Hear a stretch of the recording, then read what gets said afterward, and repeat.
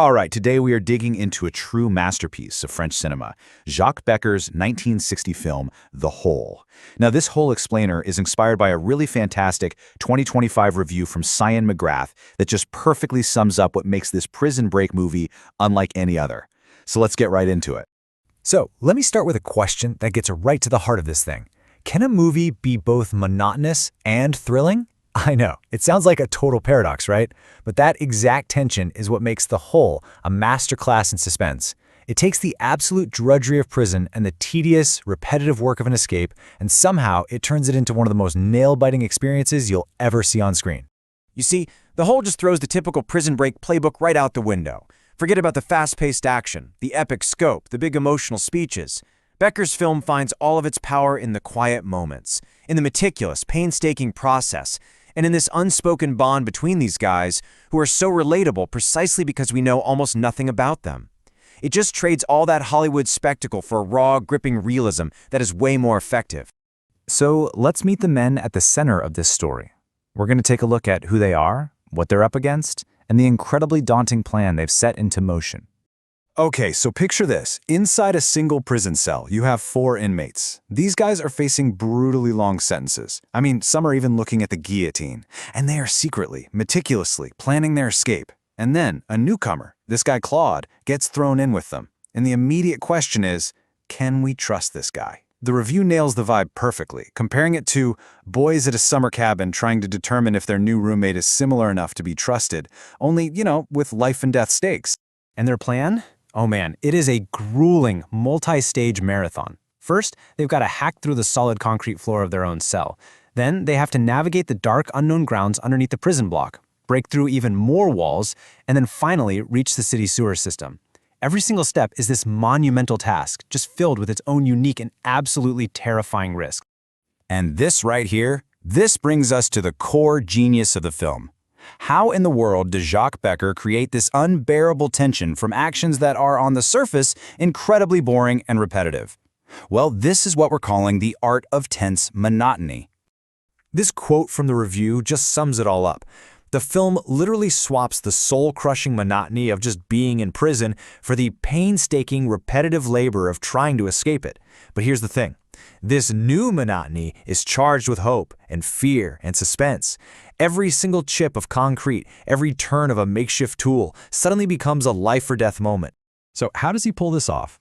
Well, Becker builds his incredible sense of realism with a few key techniques. You've got the stark black and white visuals, which really distill that feeling of drudgery. You've got this super patient editing with long, lingering shots that just stretch the anxiety to its breaking point.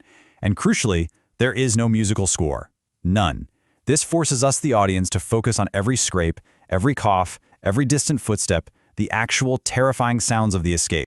And believe me, in the world of this tiny cell, every single sound is thunderous. Every shadow could be a guard. The men even rig up this ingenious little periscope out of a toothbrush and a mirror shard to watch the hallway. But as the review points out, the tension is so thick, so palpable, that this tiny advantage does almost nothing to relieve the anxiety. Not for them, and definitely not for us.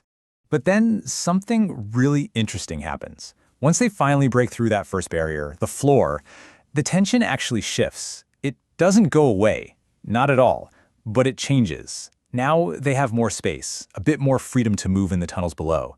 And this newfound breathing room gives the audience a moment to kind of step back and really wonder about who these men are. And what's so important here is what we don't know. We have no idea what their specific crimes were, or what their families were like, or anything about their lives before prison. And that's not a flaw in the script, it is a very deliberate choice. By stripping away all that backstory, the film makes their struggle feel totally universal. We're not sitting there judging them for their pasts, we are 100% invested in their shared, desperate hope for a future. So, all of this, the tension, the camaraderie, the silence, it's all building towards an absolutely unforgettable conclusion. And the brilliant part is, it's not some sudden twist that comes out of nowhere. The groundwork for this ending is meticulously, carefully laid throughout the entire film.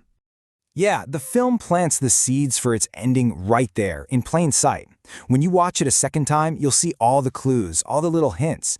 But the first time through, you're just so caught up in the physical act of the escape, so lost in the emotional core of it all, that you completely miss the fraying edges of their desperate little world. So what are these seeds? Well, think about the moment the inmates just unleash their fury on two innocent plumbers. It's this shocking glimpse of the violence they're capable of. Then there's Claude's unique situation. He's the only one with a potential deal on the table. And don't forget Manu's initial reluctance to trust him. All of these moments are subtle hints at just how fragile their bond really is. Because at the end of the day, the real lifeblood of The Whole isn't the escape plan. It's the camaraderie. It is about this powerful, almost sacred bond that's forged between these men in their shared desperation. All the digging and the planning, that's really just the stage for a much deeper, much more profound human drama. And so we're left with this one question that really gets to the core of the film's power. What happens when trust is the absolute only thing you have left? The Whole explores this with an intensity that few films have ever matched. And that's what makes it a timeless classic that will stay with you long, long after the credits